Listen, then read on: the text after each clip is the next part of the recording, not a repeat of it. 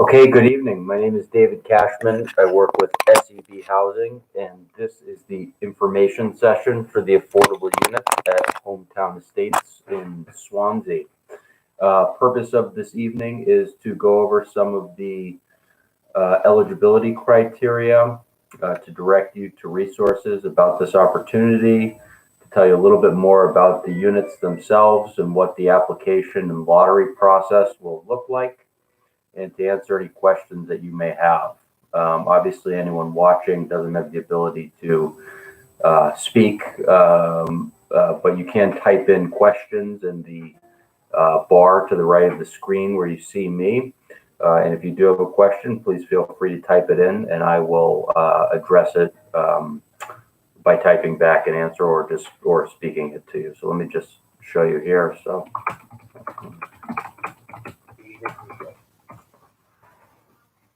Hello, are you here for the information session? Yeah.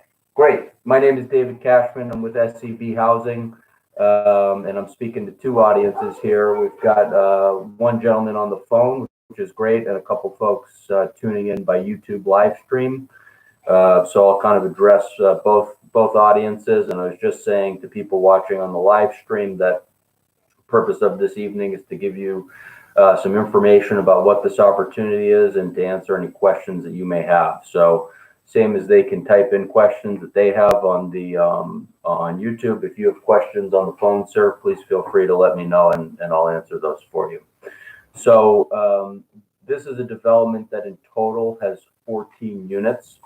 These units are set up as duplex condominium units. So they're in side by side. The units are side by side in blocks of two throughout the development. All of the affordable homes feature a little under 1,400 square feet. 3 of them have 2 bedrooms. 1 of them has 3 bedrooms. They all have 2.5 bathrooms. They all have a 1-car garage parking space attached to the unit and a parking space in front, or 2 surface spots in front of the garage. Each affordable home has a concrete paver deck in the rear. There are laundry room hookups on the second floors of the units. The kitchens, laundry, and bathrooms of these units have vinyl flooring, and the kitchens come equipped with granite countertops. Bathrooms have one-piece cultured marble tops. The living rooms, the dining rooms, the stairs, and bedrooms are all carpeted. So you have different, some vinyl flooring, some carpeted. And all homes have central gas heat, town water, and septic systems. All right. So like I said, 3 of the affordable homes will have 2 bedrooms. The sales prices for these homes are going to be $195,000. One of the affordable homes is a 3-bedroom unit, and the sale price for that home is going to be $216,800. Now, just if you're kind of curious where those numbers come from, there's a formula for this program that dictates the maximum affordable sales prices. They take into account the area median incomes as published by HUD. So they're not tied to any particular applicant's specific financial picture. They're set pursuant to this formula, and therefore they don't change, they don't go up or they don't go down, you know, if one applicant has more resources than, say, another. Now, just to give you a point of comparison, in case you're curious, the other 2-bedroom units in this development are selling for, it looks, or are scheduled, or the idea is that they'll sell for a little over $300,000. And the other 3-bedroom unit is going to be priced around $325,000. So the affordable prices are significantly less than comparable units, comparable market rate units within this development. I should say as well that the affordable units have all been pre-approved by the program administrator for this project, which is Mass Housing. They do a lot of affordable housing work in the Commonwealth. and therefore these units have been approved as equitable and an even distribution within the development, representative of the units as a whole, not identifiable as affordable units by someone walking throughout the development. All of the affordable homes, and we'll talk about this a little bit more later, will have a deed rider that have certain restrictions on how you use the unit, and ultimately, if you were to resell the unit, what you could resell it for. But this is not public housing. This is an affordable housing opportunity within an otherwise private development. The units are being made available at prices less than the market rate units to eligible applicants. And we'll talk about some of those eligibility criteria now. So there are kind of a number of affordable eligibility criteria, and for some of them, we'll delve in a little bit more into specifics. But the first eligibility criteria is that all household members must be first-time home buyers. The entire household's income and assets must qualify, meaning they must be under the program limits. All households applying for an affordable unit must be pre-approved for a mortgage that meets certain conditions. And finally, households members cannot have a financial interest in the development. That's not something that comes up, to my knowledge, with any frequency whatsoever, so it's not something I'm going to spend time on.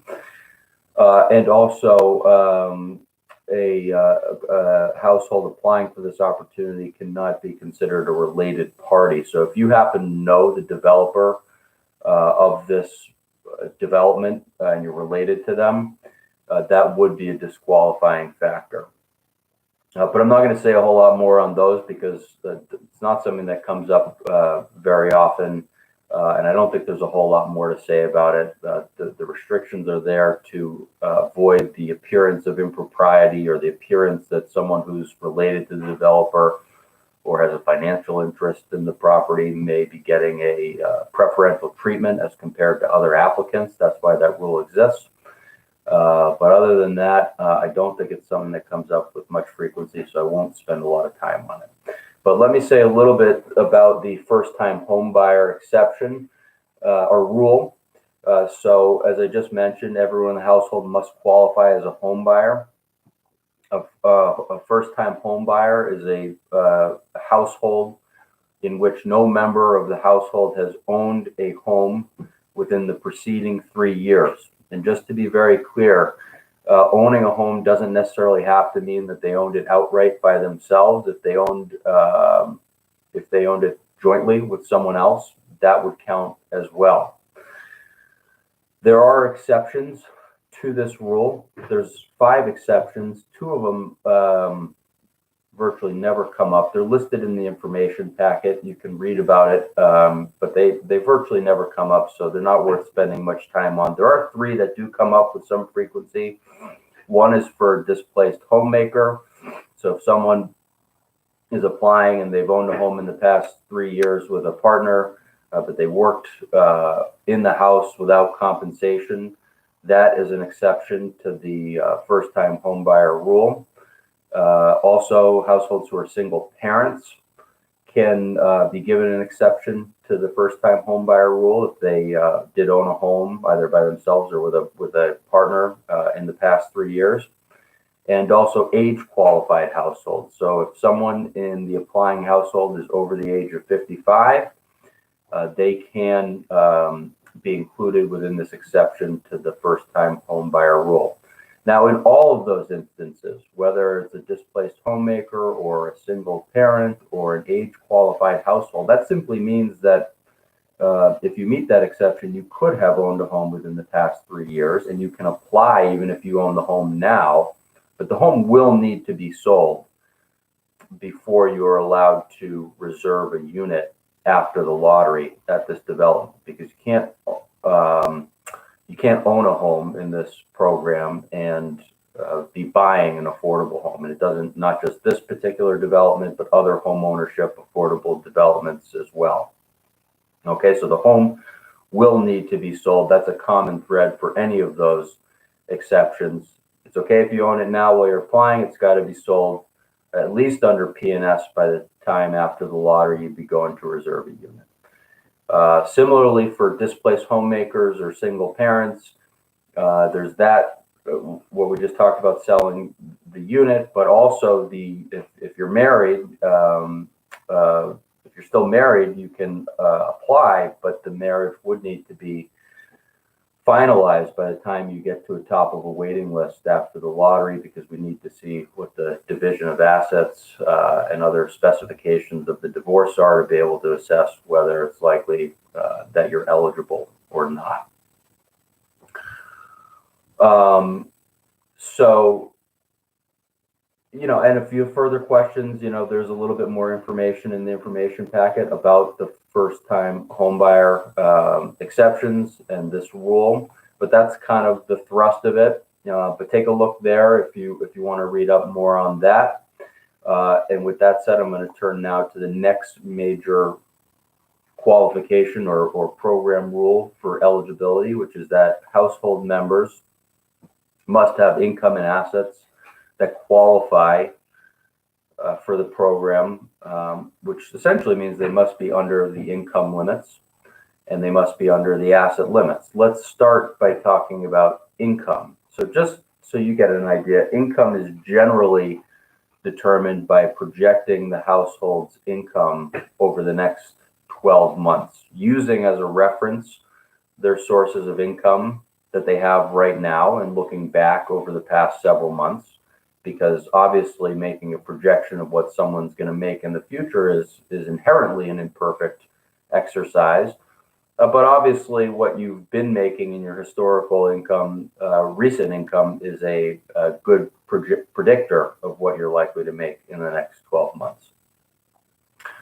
All sources of income are counted for all household members, with the exception of children under the age of 18, or I should say employment income for children under the age of 18. If there's a minor in the household who has other sort of non-employment sources of income, those would be counted. But if there's a 16-year-old, let's say, child who's part of the applying household, then if they have a job and they're working and they have some income from that job, that does not get counted towards the income determination. Similarly, accepted from the income calculation is income over $480 for any full-time students who are dependents. So if the applying household has a dependent child who's a full-time student, and maybe they're, in addition to going to school, they have a side job where they, let's just say they make $5,000 throughout the course of the year, that's great. We're only counting $480 of that towards the income limit.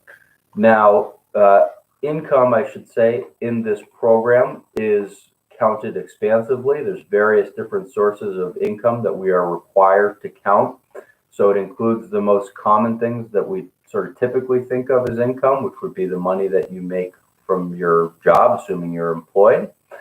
But it can also include other sources of income. And in this day and age, there are plenty of people who do have more than one source of income. They may have several jobs. They may have a W-2 job where they work for an employer, but they also have a little side business where they work for themselves, and that gets counted as well. It may be that there's someone who is receiving child support or alimony. That counts as income. They may be receiving Social Security income. That counts as income. They may be drawing down from a pension or a retirement account. That count, the money that's being drawn down periodically, counts as income. They may be receiving unemployment compensation. That also counts as income. Now that applies to regular state unemployment compensation. It doesn't apply to some of the federal pandemic relief that was available. But if you are receiving regular Massachusetts state unemployment compensation, that does get counted towards the income picture. Another one that comes up with some frequency are periodic payments from, say, friends and family. Gifts, really. That's, obviously a nice thing if you have someone in your life who's able to provide you money periodically to help with, whatever it is that you may need help with. But that money, those recurring gifts of money from a friend or family member, do get counted as income. And those often show up in bank account statements. And we'll talk in a moment about assets, but you do need to provide documents for your different assets, including if you have a checking account or a savings account. And oftentimes we'll see, money that may be going in there that's not clearly tied to a job, and we need to ask questions about that. And it may be that, you have a friend or family member who's providing periodic payments. In the application that we put out, we do list the various, we have an income table that you will need to fill out. That's really there in some ways for your benefit, because there are various sources of income and it's easy to overlook a source. So that's there to sort of guide you and to remind you that maybe there's something that you had overlooked. So take your time when you're filling that out. If something's not applicable, great, you can just write not applicable. You can't leave anything blank. So write not applicable if it's not applicable to you. And just take a moment when you go through that to make sure that when you're listing what your income sources are, you're not overlooking something, which I understand is easy to do. In addition to the various income sources that you may have and the documentation that you need to provide, right? And that documentation is all spelled out in the application, and it goes point by point. So just as an example, you need to provide the 5 most recent consecutive pay stubs for income that you receive from a job. And it'll go point by point for what's required, what documentation is required to be submitted for a particular income source. So just take a look at the application and read through it carefully, and we'll guide you through what additional documentation you need to provide that's specific to each income source that you have. In addition to the documentation you provide for your income sources, you do need to provide your 3 most recent years of tax returns. Now, I recognize we're in that time of year where 2020 tax returns are not yet due, and perhaps you haven't filed for 2020, and that's okay. And if that's your situation, then you would just need to bump your 3 consecutive years back. So you'd be providing 2019, 2018, and 2017. But if you have filed for this year, for 2020, then you'd be providing 2020, 2019, and 2018. And so I know a lot of the programs that people often use now make it easy. So if you use like H&R Block or TurboTax, you should be able to download your 1040 from that website and provide that, and that will satisfy that requirement. And one of the main reasons we ask for the tax returns is to show that you have not owned a home within the past 3 years. I've talked a little bit about what the income sources are and how they get counted. What I haven't talked about is what the actual income limits are.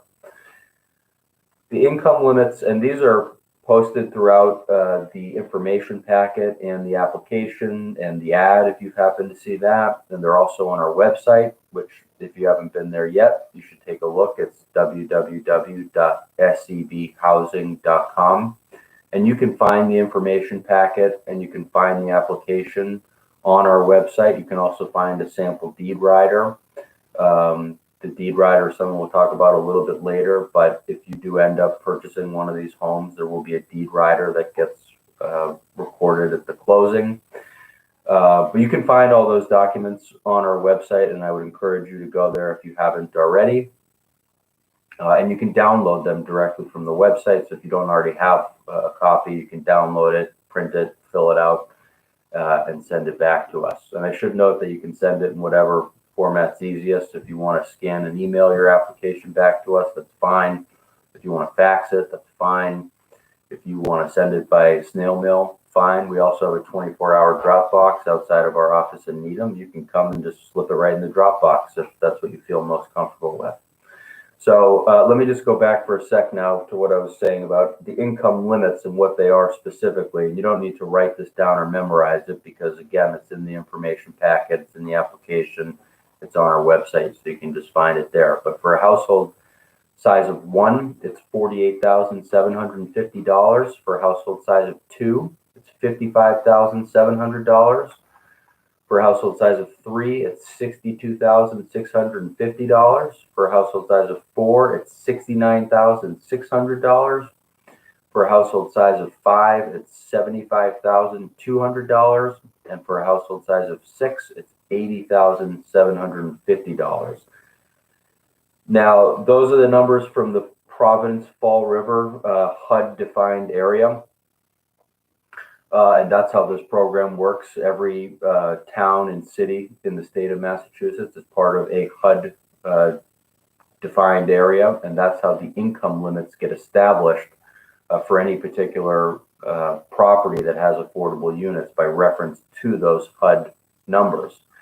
And so you may see that in other places, those income limits are different and they may be higher. Like in the Boston HUD area, the one-person income limit is now $70,000, okay? And then it goes up to $80,000 and $90,000 and so on and so forth. And then in Worcester, it's different, and in Lowell, it's different. So these different HUD geographic areas have different income limits. But also, you know, whether it's rental or home ownership, the sales prices or the rental prices get tied to those income limits. So while the income limits are higher in Boston, so are the sales prices. And if it were rental, so would the rental prices be higher than they would be in Swansea or any other town that's part of the Providence Fall River HUD area. And you might see in our materials that these numbers are from 2020. That's not an oversight. That's purposeful. HUD released the 2021 income limits last week, but they actually went down for this area. So we were permitted to continue to use the numbers that were in place from 2020. Okay, now in addition to meeting the income limits, households must also be under the asset limit total, which is $75,000 for the entire household. Those assets are calculated at the time of application, and they include any monies you would use as a down payment on the property. That's something that comes up with some frequency. Households think, oh, you know, I have this amount, but I'm going to take out that amount to use as a down payment, so that doesn't really count. And I have to say, yeah, unfortunately, that's not how this program works. You know, the fact that you may be using it towards the down payment does not accept it from having to include it in the asset limit, in the asset calculation. And assets, you know, like income, are calculated fairly broadly in this program. There is an asset table in the application, similar to how there's an income table, and that's there to kind of help you so that you don't overlook certain assets that you may have. Just to be clear, when we're talking about assets, we're not talking about personal property assets. So, you know, if you have a expensive jewelry collection or a car that has some value or some antique memorabilia or collectibles or whatever, that stuff does not need to be listed, included. It's not counted. But what is counted are things like your bank account, so your whatever you got in your checking account or your savings account. It also includes these various Cash App payments. So if you have a Venmo or a PayPal account, and this happens, you know, someone pays you and the money sits in the account until you disperse it into your checkings or savings account, or you re-Venmo someone else that money and then it goes out. But if it's sitting there, and it does because it's easy to forget, if it's in there at the time of application, that would be considered an asset that you'd have to list and provide documentation for. If you have a retirement account, this one, you know, it's I recognize most people are not trying. If you're under a certain age, you may not be touching that money for quite some time. Nevertheless, the fact that you're not intending to, and the fact that there may be a penalty for withdrawing it early, doesn't mean that you technically cannot.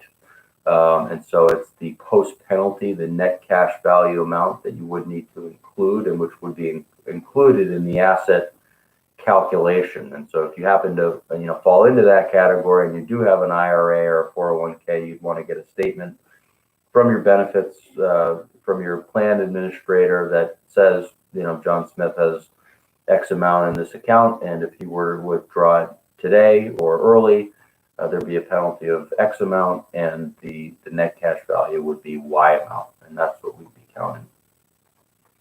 A household could own stocks, they could own bonds, they could own mutual funds. So these are all things that also count in the asset determination, and which you'd have to provide documentation for, and which you should list in the asset table when you fill out the application. And obviously the biggest asset that someone may own is real estate. Again, that ties back to what we talked about before, which is you have to be a first-time home buyer. So if you do own real estate, if you don't meet one of the exceptions, that's going to be, unfortunately problematic to your eligibility. But if you do meet one of those exceptions, you would need to sell the home, and then whatever equity you have in the home is what we would include towards the asset limit. So even if you meet one of the first-time home buyer exceptions, you do need to sell the home before you can reserve a unit here. And whatever you sell the home for, whatever equity you get from the sale would be included toward the asset limit. Okay, so just again, I think the program application does a pretty good job of listing a lot of the assets that would be applicable. So just take your time when you're filling out the table, and the application in the asset section will also go through point by point the documentation that you'll need to provide if you do have a specific asset.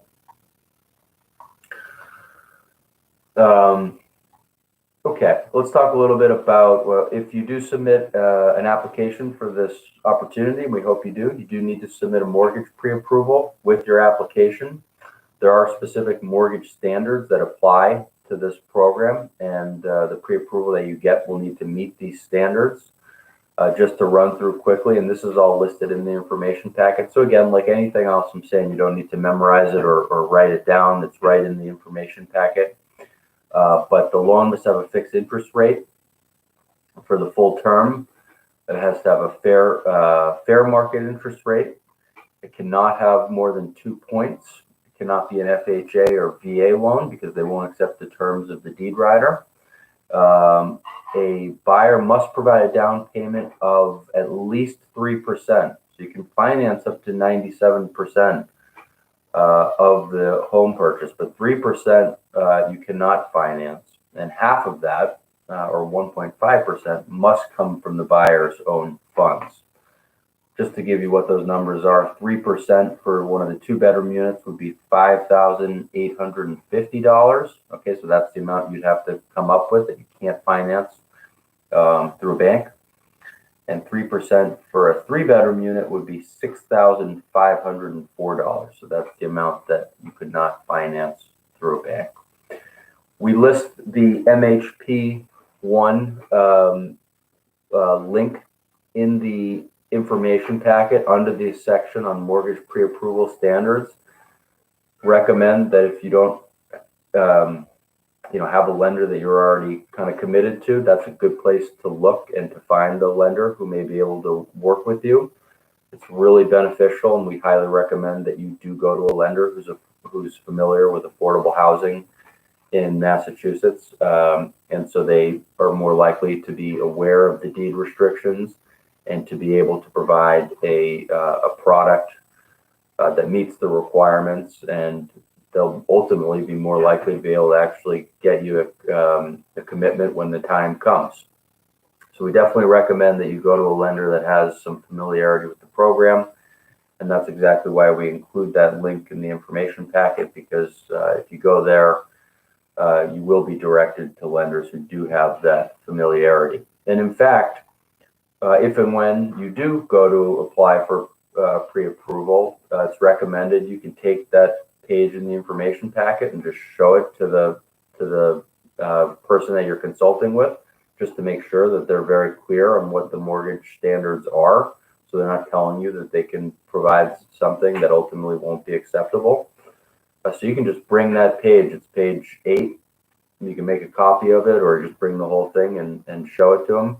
Not a bad idea to have that on hand so they know exactly what is and what isn't allowable. And you can also bring them a sample of the deed rider. Again, that's you don't have to, but that's on our website just to make sure that that isn't going to be problematic for them in terms of ultimately providing you a commitment. Okay, so let's kind of move forward now and just talk a little bit about applying and what the lottery is going to look like. If you are interested in this opportunity, I think one of the most important pieces of advice I could give you through this info session is apply early. The application deadline is May 7th. So you still have a full month, but it's definitely advantageous to get the application in earlier rather than later because, as you'll see when you look through the information packet and the application, there's a lot of documentation that's required. It's easy to overlook stuff, and you don't want to be submitting stuff at the 11th hour and then finding out that something's missing and now you're scrambling to try and get it in before the deadline. Probably implied within that statement is the fact that this is not a one bite at the apple type of situation. So if you submit, an application next week, let's say, and there are items that are missing, it's not like that was your one shot and too bad you're not in the lottery. We'll write you an email that says exactly what's missing in bulleted fashion, and then you can go work on getting whatever may be missing. And to be quite honest with you, for a lot of households in this program, given that there is a lot of documentation that you need to provide, it does take a couple of attempts to provide all of the documents that are required. So definitely recommend submit it earlier rather than later, so you do give yourself time if there is anything that's missing. If you submit an application and you're not eligible, we'll let you know, and we'll let you know the reasons. And if you think that we've made a mistake or overlooked something, you can let us know. As I just touched on, if there's things that are incomplete, we'll give you a bulleted, detailed list of exactly what's missing, and then you can work on getting those items. If you submit a complete application, you are eligible, we will send you a lottery application letter and number that has your lottery application number that we'll use at the time of the lottery. And just so you know, that number is just an anonymous identifier. Doesn't have any bearing on where you are in the lottery or if and when you'll get to move forward. Just kind of keeps your name out of it and gives you this other identifier. In that letter we send you, we also include some other important information about your application, like what unit size you applied for and who you listed on your application and what household type you are, and several other things. So just take a look at that, make sure that it all squares with what you thought you put in your application. Now, when you fill out your application, one of the first questions will ask you what household type you are.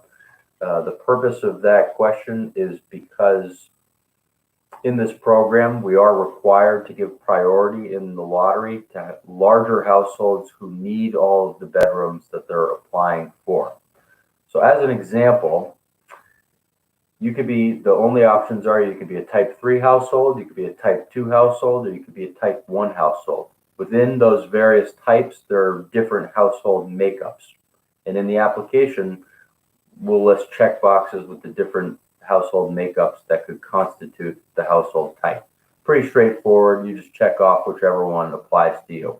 But just as an example, if you are applying as a household of 5 persons, then you're going to check off the box that says 5-person household, which will be under type 3.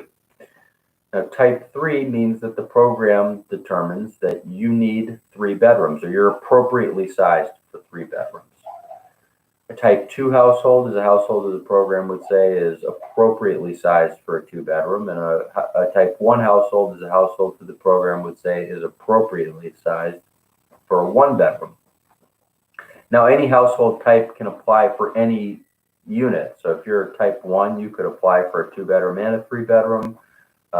and a type 2 can apply for a 3-bedroom. A type 3 can apply for a 2-bedroom. So you're not restricted, but the relevance is when we do the lottery, we ultimately will have to give priority to the larger household types who are appropriately sized for the units. And in a moment, when I talk about the waiting list, I'll kind of touch on that a little bit more. So the lottery will be on May 19th. It'll be in the same format that we're doing right now. Everything's still virtual, so it'll be me here. Any household who's in the lottery, or anyone really, is invited to attend virtually, or you can call in, whatever works for you. We'll do the drawing.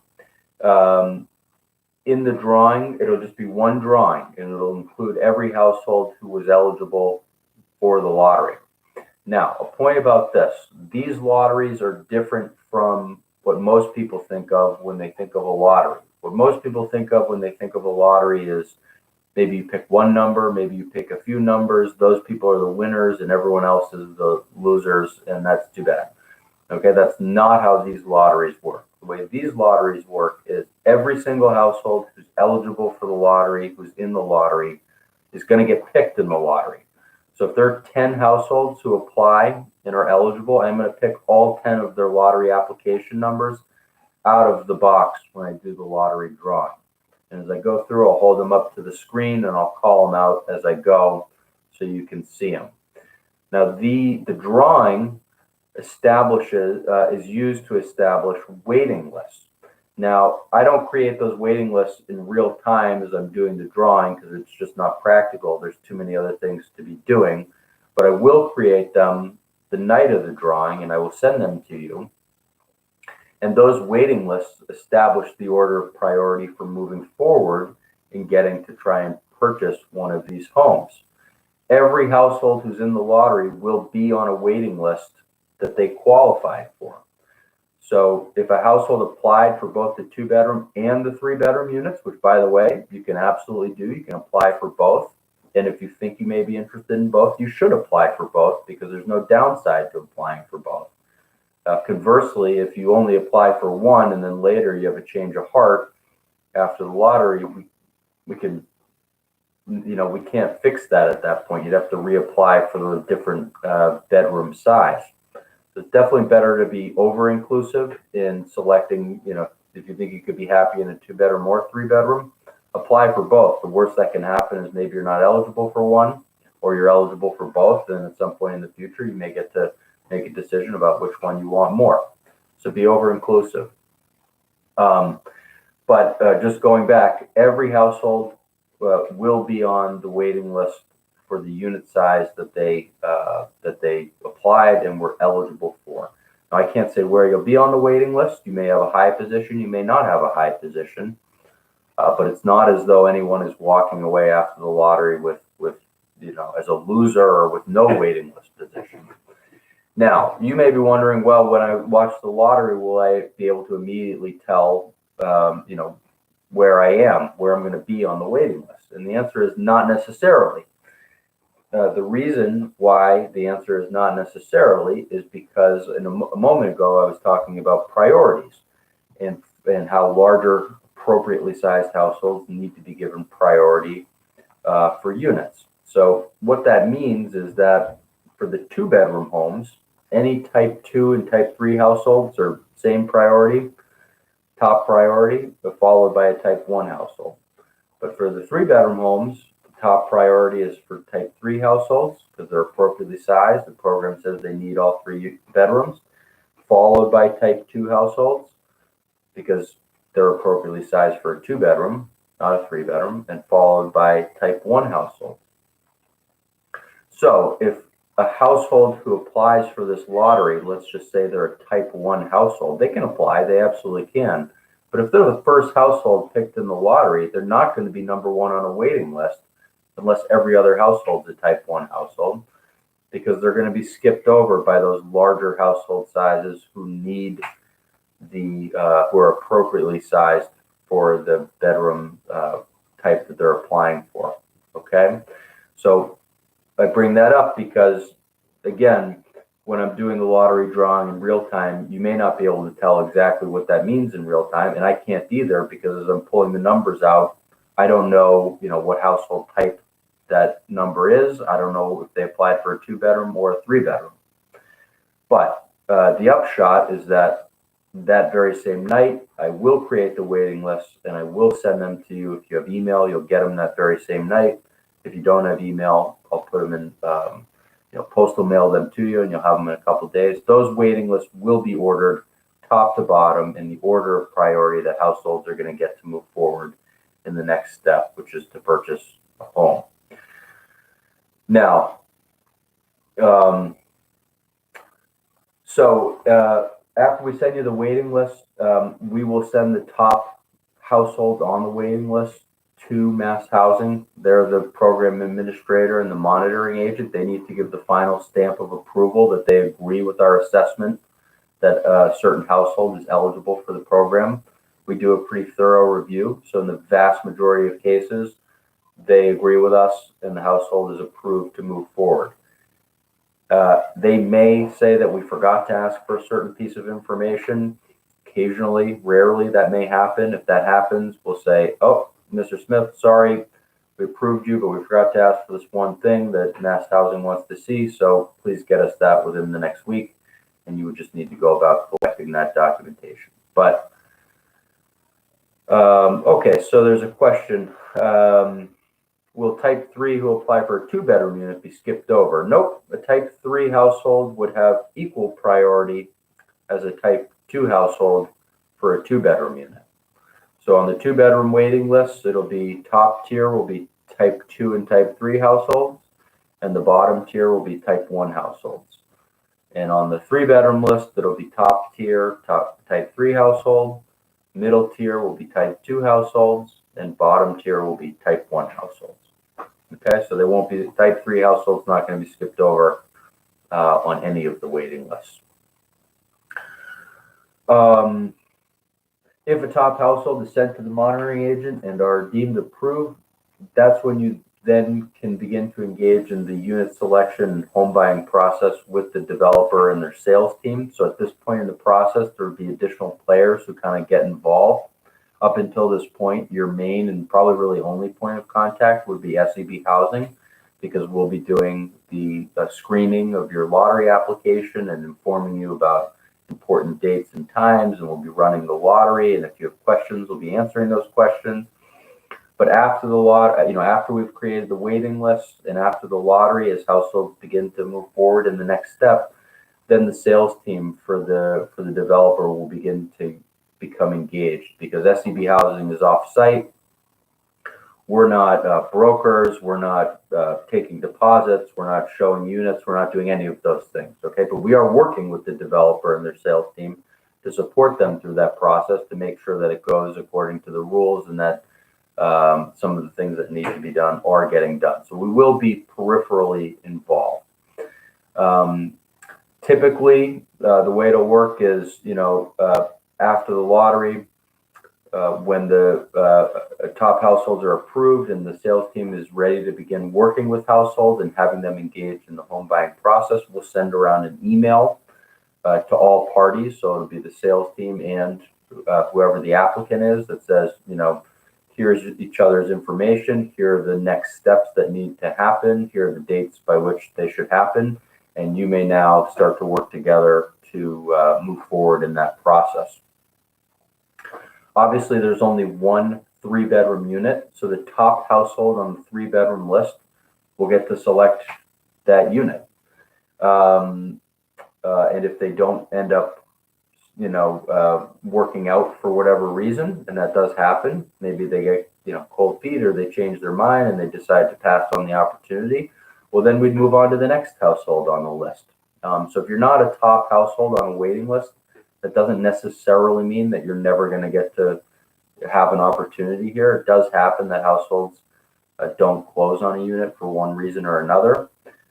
They may change their mind. They may have trouble getting financing. So, if you're, outside of one of the very top spots on a waiting list, that's not cause to say, that you're definitely never going to get a chance. You may. You just have to see what happens with the households ahead of you.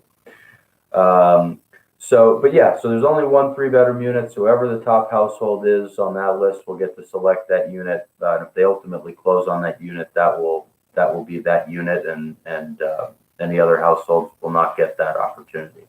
On the 2-bedroom list, there are 3 of those units, and so the top household will get to choose from any of the 3. I don't know the exact delivery dates. In most developments, they're not all units are delivered at exactly the same time.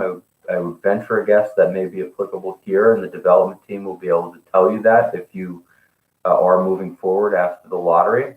But that is obviously a benefit of having a top waiting list position, is you can choose the unit that's best suited to you. And that may not necessarily be the one that's first to be ready. Maybe it's the second one to be ready that works better with your schedule. But if the top household on the 2-bedroom list selects their unit, they reserve it, then at that point we can move on to the next household on the list. That household will be able to choose from the other 2 units. When they choose their unit, then we go to the next household, and there'd be 1 unit left at that point that they could take. And then, typically households have about 5 to 7 days, although it's not set in stone. This is something that the development team can tell you at the relevant time, but they'll let you know how many days you have to come in and look at units and floor plans and make a decision and reserve a unit. There will be a time limit on when you're expected to reserve a unit, because there are other households who are going to be on the waiting list, and they want to be able to move forward too. So, having a top spot on a waiting list doesn't give you, 2 months to go reserve a unit. It's probably more like 5 days or a week. Okay. And then when you reserve that unit, you put down a deposit of $500. You'd set a date to sign a purchase and sale agreement. That may be as soon as 10 days to 2 weeks after you've reserved a unit. It may be a little bit later than that. When you sign a purchase and sale agreement, you're putting down another 1.5% of the purchase price of the home. And when you do that, you will set a date for closing, and you'll set a date for when you need to get a mortgage commitment by. Buying a home is obviously a big purchase. It's the biggest purchase most people make. So it is recommended that you may want to get an attorney when you get, if and when you get this far in the process, to help guide you through, to help look through the reservation agreement and the purchase and sale, to make sure that you understand it and you understand what your rights and obligations are. There's no prohibition against getting your own attorney to help you, assist you through the process, and in fact, it's recommended. So you can absolutely do that. And hopefully, ultimately, households will close and move in, and everything will go swimmingly, and you'll be very happy with your affordable home. I should say, and I mentioned earlier, every home will have a deed rider that gets recorded at the closing. The deed rider has certain restrictions that govern the property and say how it has to be your principal residence, and there are restrictions around getting approval for refinancing. There are approvals that need to be given if you are saying that you want to make a capital improvement to the property. And they also govern how much you can resell the unit for in the future. And I don't want to go too far kind of down that road, because we're still, in the initial phases here, and households are just thinking about, how do I, submit an application and qualify and maybe get to buy a unit. I don't want to be planting the seeds of reselling it, but, home is an investment, and, thinking about, reselling it is something that's often on home buyers' minds. And so, just in case you're curious, and this probably comes as no surprise, you don't get to buy an affordable unit for an affordable price and then go flip it on the market for a market rate price to a market rate buyer. That would be inconsistent with the purposes of this program and not allowed by the deed rider. At some point, if you want to resell it in the future, you can. There's a process to do that. You need to notify Mass Housing, and they can help facilitate that process, and there's a formula in place that determines how much you can ultimately resell the unit for. I can't really tell you what that number would be. You know, it's a fairly modest increase year over year. Ultimately, you should be able to realize some gain on the sale of the home, but it's not going to be a huge one. It's going to be a more modest one. And I think that's kind of the main points that I wanted to touch on. So just sort of in concluding, the information packet, the application, the sample deed rider, all available on SEB's website. Our website is www.sebhousing.com. So if you don't have those materials yet, you can go find them there. Or if that doesn't work for you, we can mail them to you or email them to you. Just let us know if you need that. A lot of program information is stuffed into the information packet. Tonight's information session was sort of a cursory review of that. But if you haven't read the information packet yet, you should take a look at it and read it, because it has a lot of information about this program, and hopefully will give you a very good sense of what the application process is going to look like and what the eligibility criteria are. If in reading through that, or if as you begin to fill out an application, you realize you have additional questions, that's totally fine, and that's very normal. You can get in touch with us, you can call us, you can email us, and we'd be happy to resolve those questions for you. Oftentimes people don't know exactly what their questions are until they begin that process of actually filling out the application, so totally fine if you think of something later. And again, like I said earlier, get your application in advance, well in advance of the May 7th deadline, because oftentimes there will be additional documentation you need to get, and you want to give yourself time to get it without feeling rushed. And so with that, I'm going to kind of stop. If there are any, I'm going to hang around for just a second to see if anyone has any questions. But if not, thank you for tuning in. I hope this has been informative. And if you do have questions later on, like I said, you can get in touch with us. We'd be happy to help you.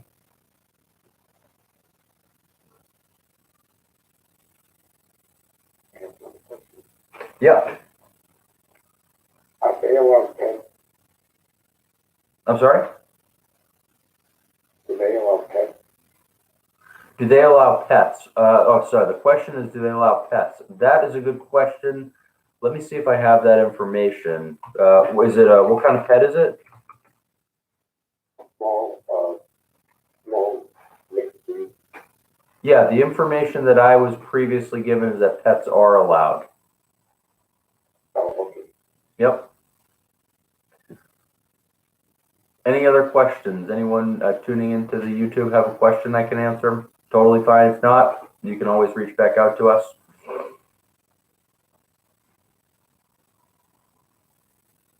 Thank you very much for your time. You got it. Have a great evening. You as well. Thank you. You got it. Take care. So there's another question. Are the properties fenced? I think you're asking. I actually do not know the answer to that. That's something you'd have to ask the developer. Let me just look and see if I might have that information.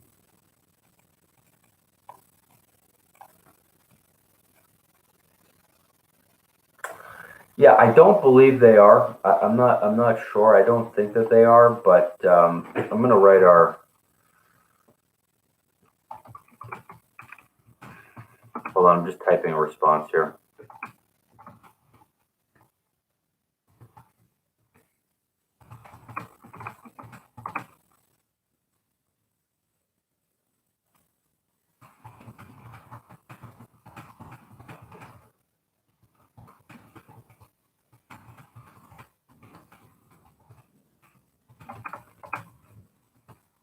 All right, so I just typed your response. But if you can email us at info@SEB that way we'll have your contact information.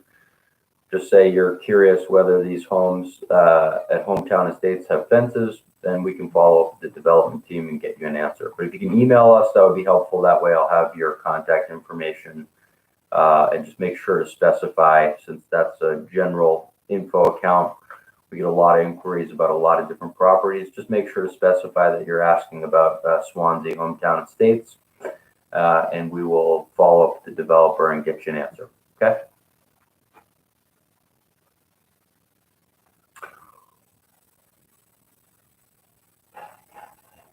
All right, folks. Well, thank you everyone for tuning in. Hope it was helpful, and I hope everyone has a great night.